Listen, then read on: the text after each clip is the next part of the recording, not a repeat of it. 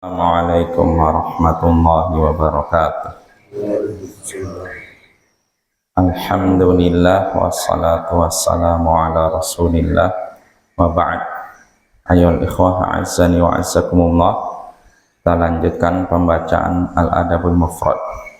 Berkata Imam Al-Bukhari rahimahullah, haddatsana Muhammad bin Katsir qala akhbarana Sufyan an Suhail bin Abi Shalih an Abdullah bin Dinar an Abi Salih an Abi Hurairah anin Nabi sallallahu alaihi wasallam qala al-imanu bid'un wa sittun aw bid'un wa sab'una syu'bah afdaluha la ilaha illallah wa adanaha imatatul adha 'anil tariq wal haya'u syu'batun minal iman. Telah menceritakan pada kami Muhammad bin Katsir, ia berkata telah mengabarkan pada kami Sufyan dari Suhail bin Abi Shalih, dari Abdullah bin Dinar, dari Abu Saleh, dari Abu Hurairah, dari Nabi sallallahu alaihi wasallam. Beliau bersabda, iman itu ada 60 sekian cabang atau 70 sekian cabang. Yang paling utama, cabang yang paling utama yaitu la ilaha illallah, dan yang paling rendah yakni menyingkirkan gangguan dari jalan. Dan malu, rasa malu ini termasuk cabang keimanan. Nah, ini hadisnya ayol ikhwah dari Abu Hurairah. Di sini Nabi sallallahu alaihi wasallam mengabarkan bahwasanya iman ada 60 sekian cabang atau 70 sekian cabang.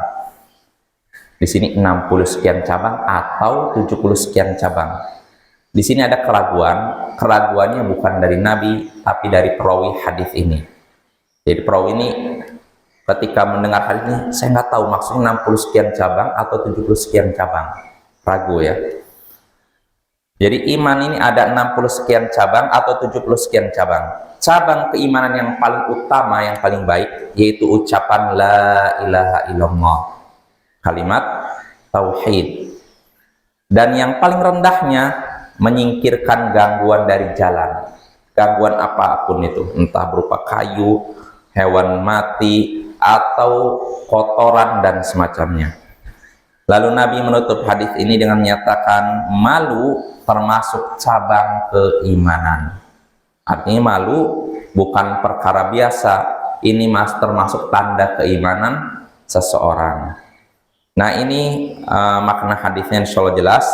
Dari hadis ini kita bisa mengambil beberapa pelajaran, di antaranya pertama, keutamaan kalimat tauhid la ilaha illallah, karena mengucapkannya termasuk cabang keimanan yang paling tinggi, paling mulia, dan tidak ada yang bisa menandingi tauhid. Ya, ini faedah pertama. Faedah kedua, keutamaan menyingkirkan gangguan dari jalan, karena ini juga termasuk cabang keimanan. Di sini disebutkan cabang keimanan yang paling rendah, tapi ketika disebutkan paling rendah bukan berarti itu amalan biasa, karena menyingkirkan gangguan dari jalan termasuk sedekah. Bahkan dalam hadis Sahih Muslim, Nabi mengabarkan ada orang yang bersenang-senang di surga gara-gara apa? Menyingkirkan gangguan yang ada dari jalan. Ketika di dunia dia menyingkirkan pohon yang jatuh di tengah jalan, dia singkirkan. Nah, dengan sebab ini dia bisa bersenang-senang di surga. Ini menunjukkan sekali lagi keutamaan menyingkirkan gangguan dari jalan. Lalu faedah berikutnya yang bisa kita petik dari hadis ini, keutamaan malu, karena malu termasuk cabang keimanan, dan malu dalam hadis lain tidaklah mendatangkan kecuali kebaikan. Nah, ini ya, ini faedah ketiga. Lalu faedah keempat, hadis ini adalah dalil bagi ahlus sunnah wal jamaah bahwasanya iman adalah keyakinan, ucapan, dan perbuatan. Amalan hati, amalan lisan, dan amalan anggota badan. Amalan hati di sini contohnya apa? Malu. Amalan lisan mengucapkan la ilaha illallah. Amalan anggota badan menyingkirkan gangguan dari jalan.